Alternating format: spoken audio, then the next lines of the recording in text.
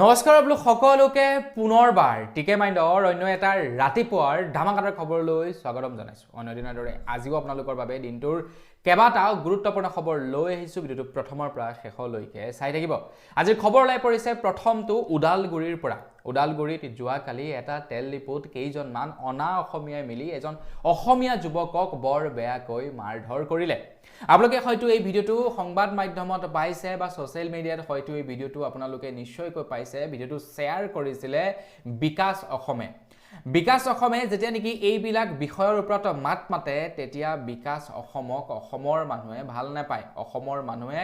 দালাল বুলি কয়। কিন্তু এতিয়া বীৰ লাচিত সেনাক বা বিকাশ অসমক অসমৰ ৰাইজে সুধিছে যে তোমালোক ক'ত আছা। এতিয়া তেওঁলোকে কিয় এইবিলাকত মাত মাতিব? এটা সময়ত মাত মাতি তেওঁলোকে কি পালে? জেলৰ আলহী হ'ব লগা হ'ল। গতিকে মাতিবই বা কিয়? এয়াই হৈছে আমাৰ অসমীয়া মানুহৰ স্বভাৱ, যাৰ কাৰণে নেকি আজি অসমতে এজন অনা অসমীয়াৰ হাতত, এজন নহয় চাৰিজনকৈ অনা অসমীয়াৰ হাতত এজন অসমীয়া যুৱকে মাৰ খাব লগা হৈছে। গতিকে কি ক'ব পৰিস্থিতিৰ বিষয়ে, খিলঞ্জীয়াৰ বিষয়ে ভবা চৰকাৰখনে এতিয়া অসমীয়া যুৱকজনৰ বিষয়ে বাৰু ভাবে নে নাভাবে, এইটোহে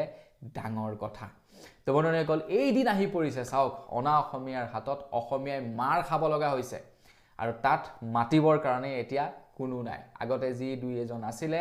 তেওঁলোককো আমি হেৰুৱাই পেলালো। আগবাইছো ইয়াৰ পাছৰটো খবৰ ফালে। এইখিনি খবৰলৈ পৰিছে ৰিজাৰ্ভ বেংকৰ ৰেপো ৰেটৰ ওপৰত। ৰিজাৰ্ভ বেংকে ঘোষণা কৰিছে যে তেওঁলোকে তেওঁলোকৰ ৰেপো ৰেট 5.25%তে ৰাখিছে বুলি জনাইছে। অৰ্থাৎ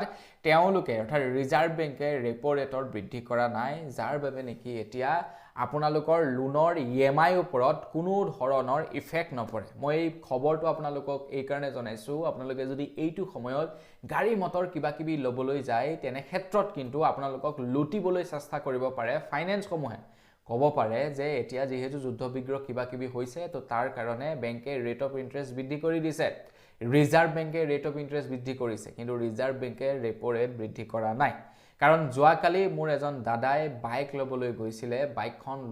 ল'বলৈ যাওঁতে তেখেতক এই কথাকেইটা কোৱা গৈছে। সেইকাৰণে ভাবিলোঁ আপোনালোককো জনাই দিওঁ, আপোনালোককো ঠগিবলৈ চেষ্টা কৰিব পাৰে। ঠগ প্ৰবঞ্চনা আপোনালোকে ঠগন নাখাব, ৰেপো ৰেট বৃদ্ধি হোৱা নাই। ডেট মিনছ আপোনালোকে বেছি ৰেট অফ ইণ্টাৰেষ্ট ভৰিব নালাগে। আগবাইছো ইয়াৰ পাছৰটো খবৰ ফালে। লাহে লাহে আমাৰ ভাৰতবৰ্ষত LPGৰ ব্যৱহাৰ নাইকিয়া হ'ব। LPGৰ পৰিৱৰ্তে মানুহে হাইড্ৰজেনক এজ এ ইন্ধন হিচাপে ব্যৱহাৰ কৰিবলৈ ল'ব। LPGক যেনেকৈ বৰ্তমান সময়ত এজ এ ইন্ধন হিচাপে ভাত ৰান্ধিবৰ কাৰণে ব্যৱহাৰ কৰিছে, ঠিক তেনেকৈ এটা সময়ত হাইড্ৰজেনক ব্যৱহাৰ কৰিবলৈ ল'ব। LPGৰ তুলনাত হাইড্ৰজেনৰ যথেষ্ট পৰিমাণৰ দাম কম হ'ব। এতিয়া এটা কোম্পানীয়ে প্ৰথমটো হাইড্ৰজেন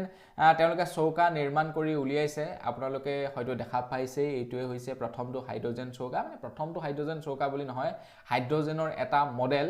য'ত নেকি আপোনালোকে হাইড্ৰজেন গেছক এজ এ ইন্ধন হিচাপে ব্যৱহাৰ কৰিব পাৰিব। লাহে লাহে LPG নাইকিয়া হ'ব, লাহে লাহে পেট্ৰল নাইকিয়া হ'ব, যাৰ কাৰণে নেকি চাইণ্টিষ্টসকলে তাৰ বিকল্প ব্যৱস্থা উলিয়াইছে। এটা সময়ত এই পৃথিৱীৰ পৰা পেট্ৰল, ডিজেল বা ক্ৰুড অইল নাইকিয়া হৈ পৰিব। গতিকে সেই সময়ত মানুহে ইন্ধন হিচাপে কি ব্যৱহাৰ কৰিব, যাৰ কাৰণে নেকি এতিয়া ভাৰতে আপোনাৰ বিভিন্ন ধৰণৰ পদ্ধতি অৱলম্বন কৰিছে, যাতে ফিউচাৰলৈ গৈ বেলেগ অল্টাৰনেটিভ এটা ইন্ধন ব্যৱহাৰ কৰিব পাৰে। ঠিক তেনেকৈ এতিয়া হাইড্ৰজেন উলিয়াইছে। ঠিক তেনেদৰে জৈৱিক বস্তুৰ পৰা আপোনাৰ তেল উৎপাদন কৰিছে। এনেকুৱা ঢেৰ পাৰমাণৱিকৰ পৰা এতিয়া শক্তি উৎপাদন কৰিছে। আমাৰ ভাৰতে এতিয়া পাৰমাণৱিক শক্তিক এজ এ বৈদ্যুতিক শক্তিৰ ৰূপে ব্যৱহাৰ কৰিব। এনেকুৱা ঢেৰ কিবা কিবি ব্যৱস্থা উলিয়াইছে। গতিকে সেইবিলাক আজিৰ পৰা 50 বছৰ 100 বছৰৰ পাছত ছাকচেছফুলি গোটেই পৃথিৱীতে হৈ পৰিব। আগবাইছো ইয়াৰ পাছৰটো খবৰ ফালে। আমাৰ ভাৰতবৰ্ষত আকৌ এখন মুকলি হ'ল ইলেক্ট্ৰিক স্কুটাৰ, যিখনৰ নাম হৈছে কমাকি CEAT 2.0, যিখন নেকি আপোনালোকে এবাৰ চাৰ্জ দিলে প্ৰায় 110ৰ পৰা 140 কিলোমিটাৰলৈকে চলিব পাৰিব।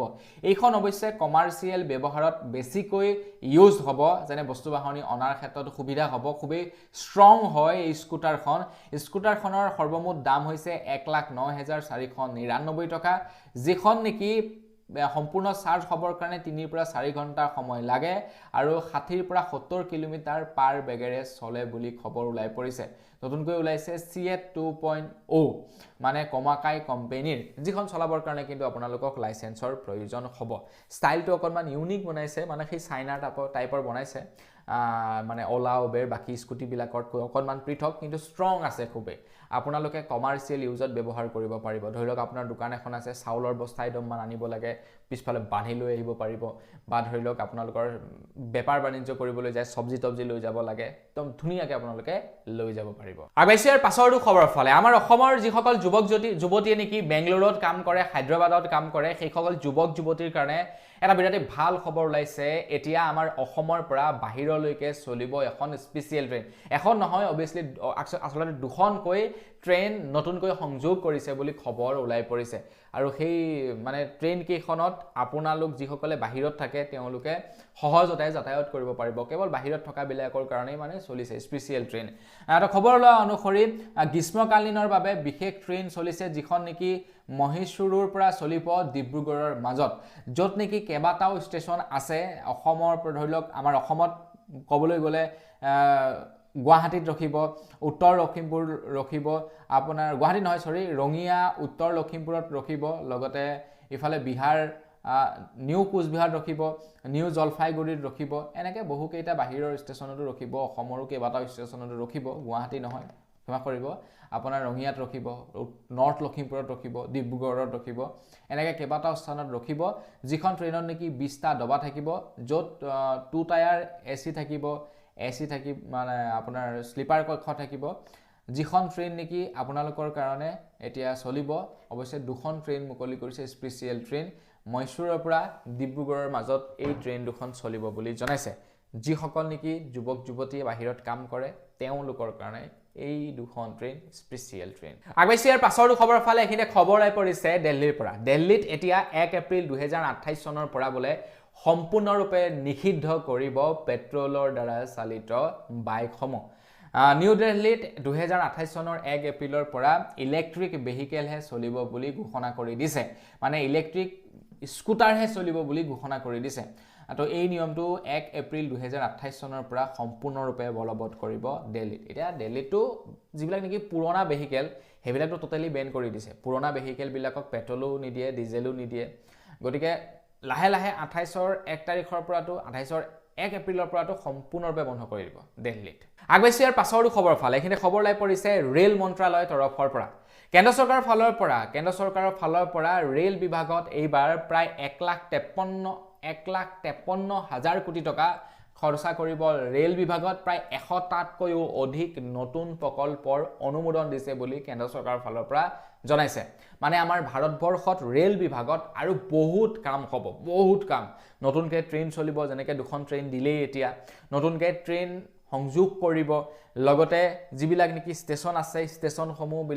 ষ্টেচনবিলাক জনচনলৈ আপোনাৰ ৰূপান্তৰিত কৰিব ডাঙৰ কৰিব ঠিক আছে আপগ্ৰেড কৰিব সিস্টেমবিলাক তো তাৰ কাৰণে 1,53,000 কোটি টকা খৰচা কৰিব এতিয়া কেন্দ্ৰ চৰকাৰে 100টাকৈ বৃহৎ প্ৰজেক্ট অলৰেডি অনুমোদন জনাইছে বুলি জনাইছে আগবাইছিয়াৰ পাছৰটো খবৰ ফালে আপোনালোকে বাৰু আমাৰ অসমত হৈ যোৱা ৰাজস্থান ৰয়েলছ আৰু RCBৰ মাজত যিখন নেকি খেল হৈছিলে সেই খেলখন চাইছিলে নাই চোৱা টিভিত কমেন্ট সেকশনত জনাব মইতো ষ্টেডিয়ামত চাবলৈ গৈছিলো তো বন্ধু-বান্ধৱীসকল যিসকলে টিভিত চাইছিলে তেওঁলোকে হয়তো হঠাতে এটা ভিডিও ক্লিপ দেখা পাইছিলে য'ত আমি দেখিবলৈ পাইছিলো সূৰ্যবংশীৰ ওচৰত বৈভৱ সূৰ্যবংশীৰ ওচৰতে বহি থকা কোচজনে তেখেতে কি কৰিছিলে হঠাতে মোবাইল ফোন ব্যৱহাৰ কৰিছিলে কিন্তু আপোনালোকে শুনিলে আচৰিত হ'ব যিসকল প্লেয়াৰ থাকে যিসকল কোচ থাকে বা যিসকল খেলৰ সৈতে জড়িত হৈ থাকে তেওঁলোকে ষ্টেডিয়ামৰ ভিতৰত মোবাইল ফোন ব্যৱহাৰ কৰিব নোৱাৰে কিন্তু তেখেতে মোবাইল ফোন ব্যৱহাৰ কৰিলে কেনেকৈ ষ্টেডিয়ামৰ ভিতৰত এতিয়া এই গোটেই ঘটনাটো BCCIৰ চকুত পৰিছে এজ এ কেমেৰাৰ জৰিয়তে মানে কেমেৰামেনজনে ৰেকৰ্ড কৰি আছিল টিভিত ওলাই পৰিলে আৰু তাৰ পাছত BCCIৰ চকুত পৰিলে এতিয়া তেখেতৰ ওপৰত কমপ্লেইন কৰা গৈছে ইনভেষ্টিগেশ্যন চলিব যদি তেখেতে 2 নম্বৰী কামত জড়িত আছিলে তেনেহলে তেখেতৰ ওপৰত একচন হ'ব আগবেছিয়াৰ পাছৰটো খবৰ ফালে খবৰ লাইছে যিসকল লোকে নেকি গেম খেলি ভাল পায় তেওঁলোকৰ কাৰণে আপুনি যদি নন ষ্টপ ঘৰতে গেম মোবাইলটো লৈ গেম খেলি থাকে ঘৰৰ মা দেউতাহঁতে হয়তো আপোনালোকক গালি দিয়ে কি অকল মোবাইলটোতে সোমাই গেম খেলি থাকক কিন্তু শুনিলে আচৰিত হ'ব বৰ্তমান সময়ত কেৱল মোবাইল ফোনত গেম খেলি মানুহে কোটি কোটি টকা উপাৰ্জন কৰি আছে আপোনালোকে মই যদি মোৰ কথা বিশ্বাস যদি নহয় আপোনালোকে ইউটিউবত সাৰ্চ কৰিব হাইয়েষ্ট পেইড গেমাৰ বুলি আপোনালোকে সাৰ্চ কৰিব এনেকুৱা বহুত নাম ওলাই যাব যিবিলাকে গেম খেলিয়ে এতিয়া কোটি টকাৰ উপাৰ্জন কৰি আছে ফেমাছটো হৈছে হেতু পাছৰ কথা কোটি টকা উপাৰ্জন কৰি আছে কেৱল গেম খেলি গতিকে কিবা এটা বস্তু যেতিয়া নেকি আপোনাৰ ঘৰৰ ল'ৰা বা ছোৱালীজনীয়ে কৰিবলৈ আৰম্ভ কৰে তেওঁলোকক অকণমান মোটিভেট কৰিব তেওঁলোকক না মানে বেলেগৰ লগত মিলাবলৈ গৈ ঠাট্টা মস্কৰা নকৰিব তো এতিয়া খবৰ লাই পৰিছে আমেৰিকাৰ পৰা আমেৰিকাত এতিয়া আমেৰিকাৰ চৰকাৰে গেমাৰসকলক চাকৰি দিব গেমাৰসকলক চাকৰি দিব এআৰএ মানে আপোনাৰ air traffic controller air traffic controller কিয় বাৰু জানে নাই কাৰণ যিসকল নেকি গেমাৰ থাকে তেওঁলোকৰ দিমাগটো বিৰাট মানে ফোকাস তেওঁলোকে মানে কেনেকুৱাকে মানে স্টেপ বিলাক ল'ব ন হঠাতে মানে সিদ্ধান্তবিলাক বৰ হঠাতে তেওঁলোকে লয় চাবচোন ফ্ৰী ফায়াৰ পাবজি খেলি থকা যুৱক এজনক তেওঁলোকে হঠাতে সিদ্ধান্ত লয় একদম পুৰা তেওঁলোকৰ মাইণ্ডটো বিৰাট ফাষ্ট চলে আৰু এয়াৰ ট্ৰেফিক কন্ট্ৰল কৰিবৰ কাৰণে যিসকলে কাম কৰে তেওঁলোকৰ মাইণ্ডবিলাকো একদম ফোকাস আৰু মানে কুইক এক্টিভিটি থকা হ'ব লাগে আৰু তাৰ কাৰণে এতিয়া ইউএছত বোলে গেম খেলা সকলক চাকৰি দিব এয়াৰ ট্ৰেফিক কন্ট্ৰল কৰিবৰ কাৰণে গতিকে আমাৰ ভাৰতত গেমাৰ সকলক বেন কৰিছে আৰু সেইফালে চাকৰি দিছে আগবেছিয়াৰ পাছৰ খবৰ ফালে এখিনি খবৰ লাই পৰিছে শ্যামকানু মহন্তৰ ওপৰত খবৰ লাই পৰিছে শ্যামকানু মহন্তই বোলে ফাষ্টেগ আদালতত জামিনৰ বাবে আবেদন কৰিছে তেখেতে নিৰ্বাচনৰ পূৰ্বেও এবাৰ জামিনৰ কাৰণে আবেদন কৰিছিল অৰ্থাৎ তেখেতৰ অধিবক্তাই জামিনৰ কাৰণে আবেদন কৰিছিল কিন্তু হঠাতে তেওঁলোকৰ ডিসিশন চেঞ্জ হৈ গ'ল তেওঁলোকে পুনৰ জামিন নাকচ কৰিলে জামিন উঠাই ললে যে মই জামিন মোক নালাগে মই জামিন নলওঁ মুকলি আকাশৰ তললৈ নাযাওঁ কিন্তু এতিয়া পুনৰ তেখেতে নিৰ্বাচনৰ পাছতেই তেখেতৰ অধিবক্তাই তেখেতৰ জামিনৰ কাৰণে আবেদন কৰিছে বুলি খবৰ লাই পৰিছে এটা বাকি কেইজনৰ অধিবক্তাসকলে জামিনৰ কাৰণে আবেদন কৰিছে নে নাই কৰা নাজানো কিন্তু আপোনাৰ শ্যামকানু মহন্তৰ অধিবক্তাই কিন্তু তেখেতৰ জামিনৰ কাৰণে আবেদন কৰিছে শ্যামকানু মহন্তৰ অধিবক্তাজনে এনেকুৱা যুক্তি দিছে নহয় শুনিলে আচৰিত হ'ব তেখেতে কৈছে তেখেত এজন সাহিত্যিক মানুহ গতিকে এজন সাহিত্যিকে মানুহ মাৰিব নোৱাৰে আগবেছিয়াৰ পাছৰটো খবৰ ফালে হেনে খবৰ লাই পৰিছে মেট্ৰিক পৰীক্ষাৰ ওপৰত অহা বছৰৰে পৰা বোলে মেট্ৰিক পৰীক্ষা অকনমান কিছু নিয়ম হাল সলনি কৰিব আমাৰ অসমত যেনে অহা বছৰৰে পৰা শীৰ্ষ স্থান নাথাকে যেনেকৈ নেকি আজিকালি আপোনাৰ 1 নম্বৰ স্থান 2 নম্বৰ থাকে সেইবিলাক নাথাকিব অহা বছৰৰে পৰা কেৱল গ্ৰেড হে থাকিব বুলি জনাইছে নাথাকিব কম্পাৰ্টমেন্টেলৰ ব্যৱস্থাও নতুনকৈ নিয়ম চেঞ্জ কৰিবলৈ গৈ আছে মেট্ৰিক পৰীক্ষাৰ ওপৰত অহা বছৰৰ পৰা অৰ্থাৎ অহা বছৰ যিসকলে মেট্ৰিক পৰীক্ষা দিব তেওঁলোকৰ কাৰণে এই নিয়মবিলাক চেঞ্জ হ'ব বুলি জনাইছে শীৰ্ষ স্থান নাথাকিব এইবাৰ এগৰাকী এটা ভিডিঅ' ভাইৰেল হৈছিল যিগৰাকী ছোৱালী মানে এগৰাকী ছোৱালীগৰাকীয়ে ভালদৰে পাছ কৰিছিলে তো তাইৰ এটা ভিডিঅ' দেখা পাইছো তেখেতে বোলে জোনাকী পৰুৱাৰ পোহৰতো হেনো কিতাপ পঢ়িছে অকমান বেছিয়ে হৈ যোৱা নাই নে বাৰু আগবেছিয়াৰ পাছৰটো খবৰ ফালে আগন্তুক আহি আছে বিহু তো বিহুত এইবাৰ কোনজন শিল্পীয়ে কিমান টকাৰ মাননি ল'ব জুবিনদাৰ অনুপস্থিতিত আহকচোন অকনমান চাওঁ আশুৰ্য বৰপাত্ৰই 6.5 পৰা 7.5 লাখ টকা ল'ব নীল আকাশে 6.5 পৰা 7.5 লাখ টকা ল'ব দীক্ষুৱে 5 লাখৰ পৰা 6.5 লাখ টকা জুবলিয়ে 500 পৰা 6.5 লাখ টকা বৰ্ণালী কলিতাই 3.5 পৰা 4.5 লাখ টকা প্ৰিয়ংকা ভৰালীয়ে 4.5 পৰা 4 পৰা 5.5 লাখ টকাৰ ভিতৰত দীপলিনা ডেকাই 4,20,000 পৰা 4,50,000 টকাৰ ভিতৰত সুবাসনা দত্তই 4,80,000 পৰা 3,80,000 পৰা 4,50,000 ভিতৰত জিতুল সোণোৱালে 2,50,000 পৰা 3,80,000 ভিতৰত শংকুৰাজ কোঁৱৰে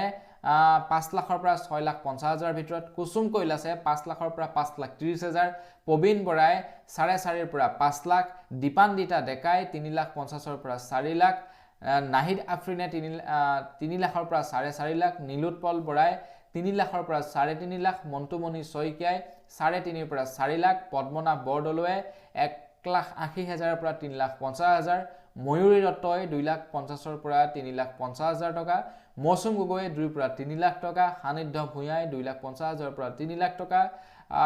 ৰিতিশা শৰ্মাই ঋতিশা শৰ্মাই 2,50,000 পৰা 3 লাখ টকা, বাবু বৰুৱাই 2,50,000 পৰা 3 লাখ টকা, মৰ্মিতা মিত্ৰই 3 লাখৰ পৰা 4 লাখ টকাৰ এইবাৰ মাননি ল'ব। এইবাৰ বিহু প্ৰগ্ৰেমত তেওঁলোকে ইমান টকাৰ মাননি ল'ব বুলি খবৰ ওলাই পৰিছে। যিহেতু তেওঁলোকে এই মাহটো ইনকম কৰি গোটেই বছৰটো চলে, গতিকে তেওঁলোকে বিহু প্ৰগ্ৰেম কৰিবই লাগিব। যিহেতু আমাৰ অসমৰ মানে ছিংগাৰ্ছসকলৰ বেলেগ আৰু অপশ্যন নাই পইচা ইনকম কৰা, ঠিক আছে।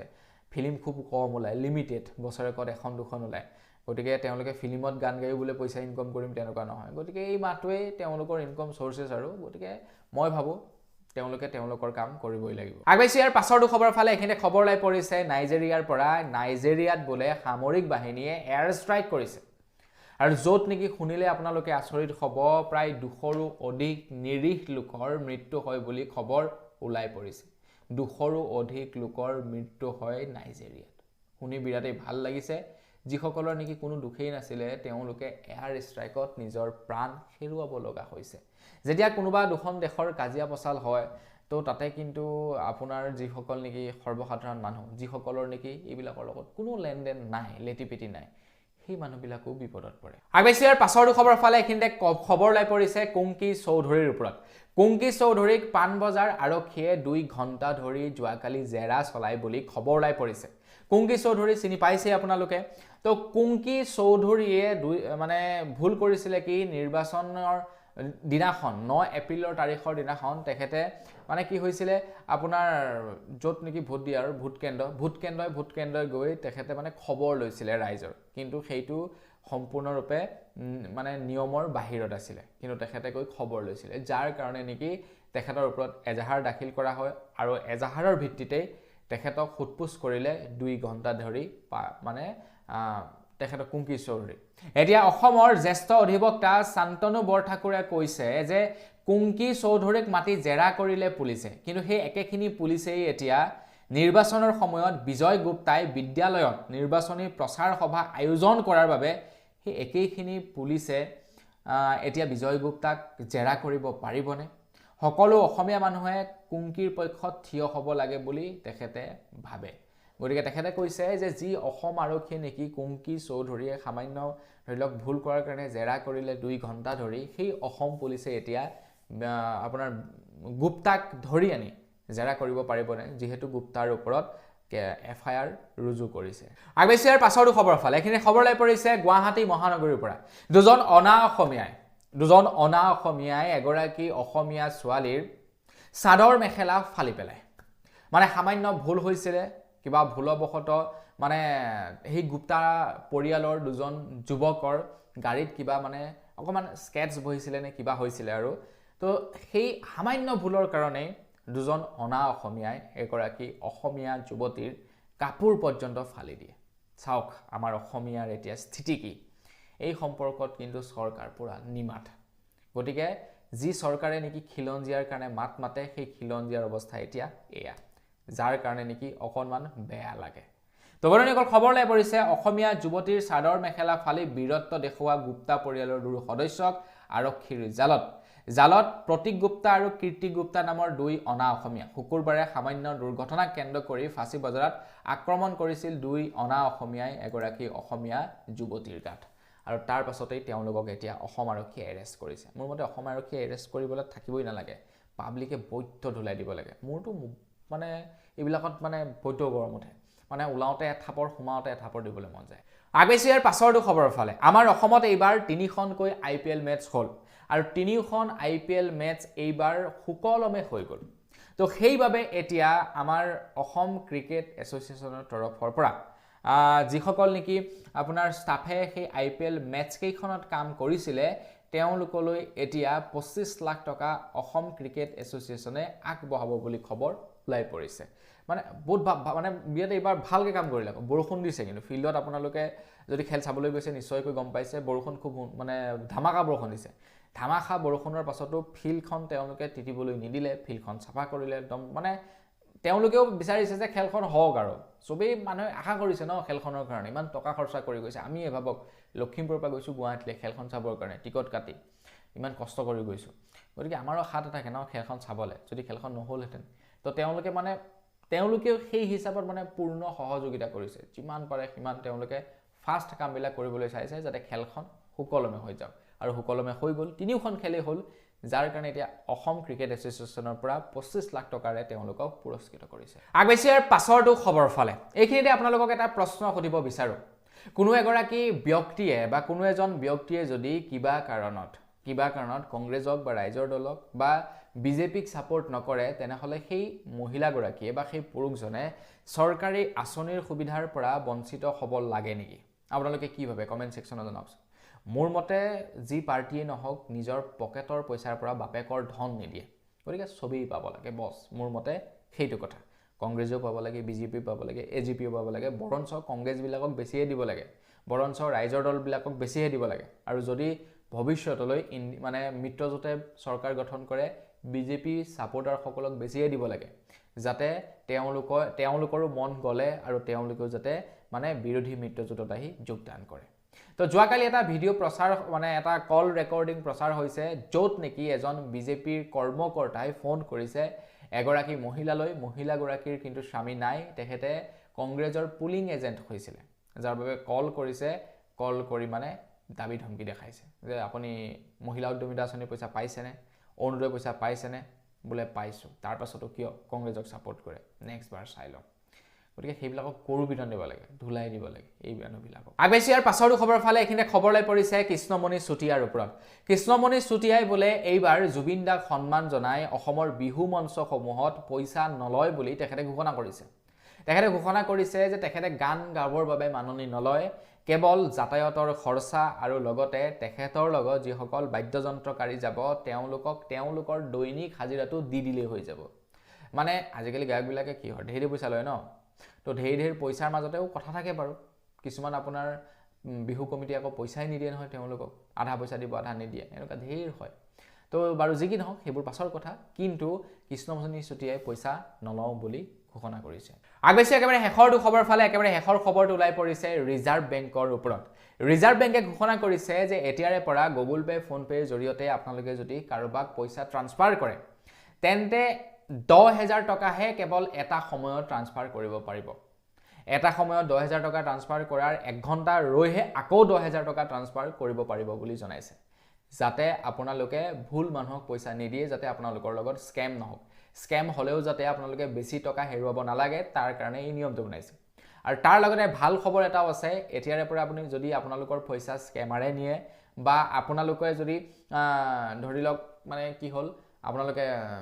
ধৰি পইচা পঠাইছিলে ভুল ব্যক্তিলৈ গুচি গ'ল তো 1 ঘণ্টাৰ ভিতৰত আপোনালোকৰ পইচা ৰিটাৰ্ণ পাব ধৰি লওক আপোনালোকে এজন স্কেমাৰলৈ পইচা পঠালে আপুনি গম পালে এজন স্কেমাৰ আছিলে মোৰ পইচা লুটিলে লগে কমপ্লেইন কৰিব লাগিব লগে কমপ্লেইন কৰাৰ লগে আপোনাৰ একাউণ্টৰ পৰা যিজন একাউণ্টলৈ পইচা গৈছিলে যিটো একাউণ্টলৈ গৈছিলে সেই একাউণ্টটো ফ্ৰিজ কৰি দিব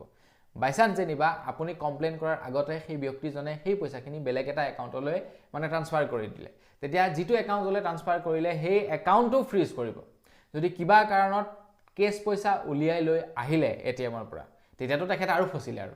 কোনটো এটিএমৰ পৰা পইচা উলিয়ালে কি উলিয়ালে ফটো উলিয়াই মেলি মুঠতে 1 ঘণ্টাৰ ভিতৰত পইচা ৰিকভাৰী হ'ব গতিকে এই দুটা মানে আমাৰ কাৰণে ভাল খবৰ আৰু তো বড় নিকল বস আজিৰ ভিডিঅ'ত জনাবলগীয়া খবৰ ইমানকেইটা আছিলে খবৰকেইটা জানি কেনে পালে কমেণ্ট ছেকশ্যনত জনাব যদি ভাল লাগিলে লাইক এটা কৰিব চেনেলটো ছাবস্ক্ৰাইব কৰা নাই ছাবস্ক্ৰাইব কৰি ল'ব পুনৰ এটা লগ পোৱাৰ খালি বিৰাম মাগিছোঁ ধন্যবাদ জয় অসম